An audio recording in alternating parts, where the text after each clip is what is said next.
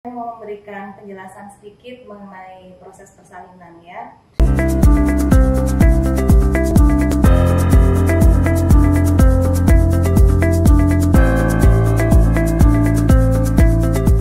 Assalamualaikum warahmatullahi wabarakatuh. Selamat pagi, salam sehat. Kali ini saya Letnan Bilita Trisvidian senang sekali menyapa Anda dalam acara Bisa Sehat, Bincang Santai seputar kesehatan. Tema yang akan kita ambil pada pagi hari ini adalah operasi sesar dengan menggunakan metode ERAX. Dan saat ini telah hadir bersama kita narasumber Mayor Laut Kesehatan Dr. Uce. Beliau adalah Korps Wanita TNI Angkatan Laut sekaligus dokter spesialis kandungan. Mari kita sapa beliau. Selamat pagi Dr. Uce. Selamat pagi Letnan Bilita. Siap, terima kasih dok telah hadir di acara podcast Bisa Sehat kali ini. Untuk tema yang akan kita ambil hari ini adalah operasi sesar dengan menggunakan metode ERAX. Dok, bisa minta tolong dijelaskan bagaimana metode ERAX tersebut ya dok? Ya, terima kasih Mbak Bilita. Sebelum saya membahas mengenai metode sesar dengan ERAX ya, yang saat ini sedang tren diperbincangkan di masyarakat, saya mau memberikan penjelasan sedikit mengenai proses persalinan ya. Jadi di sini saya selalu menjelaskan ke pasien-pasien saya yang namanya kehamilan itu dia adalah bukan suatu proses penyakit. Yang namanya kehamilan itu memang dia sudah terencana, kemudian dia suatu proses yang membahagiakan lah, yang membuat happy. Jadi pasien-pasien tersebut bisa memilih dokter, bisa memilih tempat periksa, dan dia juga bisa memilih tempat persalinannya, dan dokter yang akan menolong persalinannya pun bisa memilih. Baik dok. Ya, jadi yang sering saya tekankan di sini pada pasien dalam suatu proses persalinan itu adalah satu kunci aja Mbak Lita, yaitu sabar ya. Jadi suatu proses persalinan itu memang membutuhkan kesabaran. Jadi baik di sini untuk pasiennya maupun untuk keluarganya, bahkan untuk bidan dan dokternya semuanya harus bersabar karena persalinan itu tidak bisa diburu-buru. Ayo nih harus segera lahir gitu, tidak bisa ya. Suatu proses persalinan itu ya dia suatu proses, dia memerlukan waktu dia untuk bersalin. Jadi proses persalinan itu sendiri di sini ada dua. Yang pertama adalah proses persalinan normal, yaitu proses persalinan yang seperti biasa pervaginal melalui vagina. Dan ini prosentasenya sekitar 85 sampai dengan 90%. Sedangkan metode kedua adalah operasi ya, dengan cara operasi sesar itu dengan prosentase sekitar 10 sampai dengan 15%. Kemudian dari 85 sampai 90% dari persalinan normal atau pervaginal itu 10 sampai 15%-nya dia berlanjut dengan persalinan yang menggunakan alat bantu seperti vakum maupun forceps. Jadi dari dua macam persalinan ini dua-duanya ada keuntungan maupun kerugiannya ya. Jadi yang pertama untuk persalinan normal, keuntungannya pemulihannya cepat ya, pasien bisa segera pulang, rawat inapnya pun singkat. Kemudian pasien bisa segera bonding dengan bayinya. Kemudian inisiasi menyusui dini juga bisa segera dapat dikerjakan. Siap. Namun untuk di sini juga ada kerugiannya. Kerugiannya ada komplikasi perdarahan, kemudiannya ada robek di vagina atau jalan lahirnya. Kemudian ibunya juga bisa kelelahan ya. Kemudian untuk operasi sesar sendiri di sini juga ada keuntungan dan kelemahannya. Apa sih yang dimaksud dengan operasi sesar? Jadi operasi sesar itu adalah melahirkan bayi dengan tindakan pembedahan. Operasi ini dikerjakan karena memang bayi tersebut tidak bisa dilahirkan secara normal atau tidak dilahirkan secara pervaginal. Itu pun ada beberapa penyebabnya ya. Itu bisa faktor dari ibu maupun faktor dari bayinya. Kalau untuk faktor dari ibu, misalkan ibunya ada penyakit hipertensi, kemudian ibunya ada kelainan di panggul. Sementara untuk kelainan dari bayinya itu sendiri itu bisa bayinya besar sehingga terjadi disproporsi antara panggul ibu dan kepala bayi sehingga bayinya tidak bisa keluar. Kemudian kelainan letak pada bayi, Mbak, seperti letak sungsang atau lintang sehingga tidak bisa keluar melalui jalan lahir.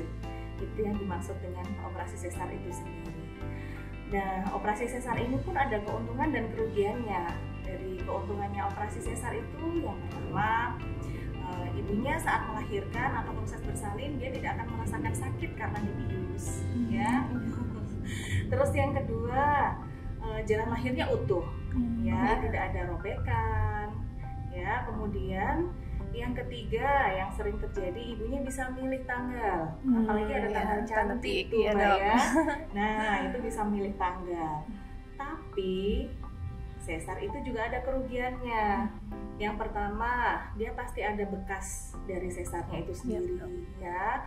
Kemudian efek dari anestesinya juga bisa, atau dari biusnya. Kemudian risiko persalinan berikutnya itu dengan sesar lagi. Kemudian yang akhir-akhir ini banyak sering terjadi adalah terjadi perlengketan plasenta pada bekas SC sebelumnya atau yang sering disebut dengan plasenta akreta. Nah, sekarang setelah saya jelaskan mengenai persalinan dengan operasi sesar, kita jelaskan mengenai ini ya, metode ERAX ya. Apa sih metode ERAX? Jadi sebenarnya metode ERAX itu sudah lama ada. Awal-awalnya itu dipakai oleh dokter-dokter bedah usus. Mereka melakukan operasi, kemudian mempercepat pemulangan pasien ya, sehingga pasien bisa cepat aktivitas. Untuk meningkatkan kepuasan pasien juga meningkat, kemudian pemulihannya pun dipercepat pula. Dulu itu dikenal dengan sebutan ERAS atau Enhanced Recovery After Surgery. Nah, kemudian hal ini dikembangkan menjadi ERAS atau Enhanced Recovery After C-section, di mana metode ini dikembangkan pada ibu-ibu hamil, dilakukan pada waktu saat sesar, sehingga dilakukan sesar di sini dengan sesuatu yang diminimalisir dengan rasa yang lebih nyaman, kemudian dengan nyeri yang lebih sedikit sehingga ibu bisa cepat bergabung dengan bayinya, kemudian bisa menyusui, bisa segera beraktivitas kembali. Ya, jadi ERAX ini dia suatu metode kelahiran bayi dengan cara pembedahan pada dinding perut dengan rasa yang lebih nyaman, dengan minimal rasa nyeri, pemulihan pun cepat, ibu bisa cepat bonding dengan bayinya, kemudian bisa menyusui, kemudian bisa segera beraktivitas dan bisa segera pulang, gitu Mbak Lita. Siap Dok, terima kasih atas penjelasannya tentang operasi sesar dengan menggunakan metode ERAX. Kemudian kami tanyakan kembali Dok, untuk operasi sesar dengan menggunakan metode ERAX dengan menggunakan konvensional, operasi konvensional atau SC dengan cara biasa ya. Jadi di sini untuk operasi ERAX itu yang membedakannya adalah saat operasi ERAX itu dia membutuhkan tim, Mbak Lita.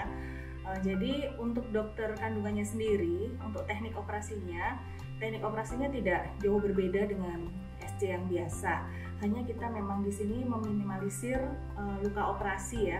Jadi memang lapisan dinding perut kan berlapis-lapis ya, tidak bisa kita dengan satu sayatan saja. Dimana di situ juga ada pembuluh darah, ada saraf, jadi kita meminimalisir cedera yang terjadi di situ. Sementara untuk dokter anestesinya sendiri, di situ juga dia pasti akan membius dengan cedera yang seminimal mungkin, dengan jarum yang lebih kecil, kemudian juga dengan dosis yang rendah untuk obat-obatannya. Tentu saja sudah disesuaikan dengan pasiennya ya, kondisi pasiennya seperti itu. Kalau misalkan ada mual muntah, pasiennya pasti akan diberikan obat-obatan mual muntah.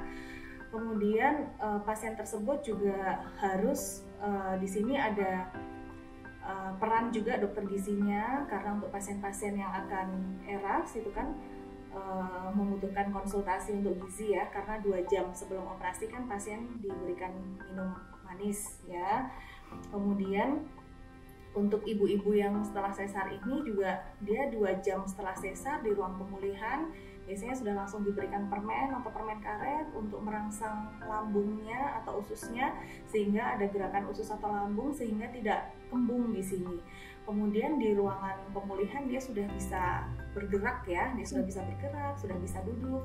Jadi pasien tersebut akan pindah ke dari kamar operasi ke ruang rawat inap itu dia sudah memakai rustul. Dia tidak lagi memakai brankar, tetapi disesuaikan juga sama kondisi pasien setelah operasi. Iya. Siap. Baik dok, untuk selanjutnya bagaimanakah rangkaian untuk persalinan metode ERAS tersebut?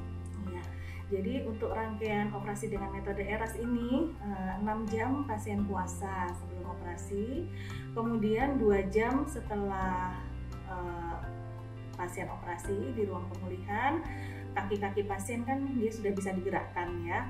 Nah di situ 2 jam sebelum operasi pasien akan diberikan air manis dulu ya, air manis sehingga pasien nanti setelah operasi masih ada energi.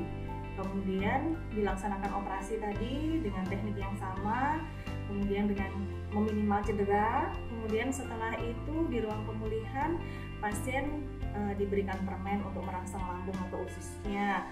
Kemudian setelah bisa menggerakkan jari-jarinya, pasien sudah diperbolehkan mobilisasi duduk biasanya.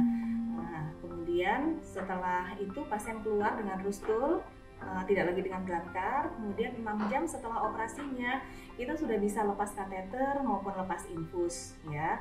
Kemudian pasien belajar berjalan. Akan tetapi di situ kami tekankan kembali tetap dilihat dari segi pasiennya juga, pasiennya sudah bisa mobilisasi aktif atau belum, kemudian ada komplikasi yang lain seperti mual muntah atau tidak. Jika semuanya berjalan dengan lancar akan dilakukan prosedur seperti tadi. Ya, makanya seperti saya bilang di sini memerlukan suatu tim Mbak Lita. Jadi dari pasiennya sendiri juga harus semangat dia ya, terus ambang nyeri pasien kan juga berbeda-beda ya. Jadi ada pasien yang bisa cepat bergerak, ada pasien yang tidak. Jadi menyesuaikan juga dengan kondisi pasien.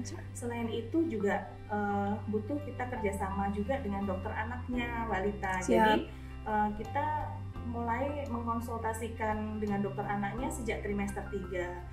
Dok, pasien ini rencana akan kita sesar dengan metode ERAS sehingga untuk pemulangannya kan tidak selama pasien yang disesar dengan cara biasa konvensional ya. Sehingga dokter anak pun akan menyesuaikan, bayinya akan dipulangkan sesuai dengan kepulangan pasien dengan metode ERAS. Siap. Baiklah dok, untuk pertanyaan yang terakhir, bagaimanakah komplikasi atau efek samping dari metode ERAS tersebut dok? Jadi metode ERAS itu tidak bisa dipakai untuk semua orang atau semua ibu hamil. Jadi di sini ada screeningnya ya, ada beberapa syarat-syarat di mana pasien bisa operasi dengan metode ERAS. Kalau seperti pasien-pasien dia dengan riwayat hipertensi, anemia, kelainan pengentalan darah, maupun komplikasi persalinan Mbak seperti ada perdarahan, mual, muntah, itu tidak bisa operasi menggunakan metode ERAS ya, karena kan otomatis dengan adanya komplikasi dan penyakit itu kita akan memerlukan monitoring yang lebih lama ya. Jadi kalau metode ERAS kan besok 24 jam sudah pulang, kalau ini kan dia pasti memerlukan monitoring yang lebih lama sehingga tidak bisa kita memobilisasi pasien dengan cepat, kemudian dipulangkan cepat karena intinya dia memerlukan, pada pasien-pasien tersebut memerlukan monitor yang lebih lama.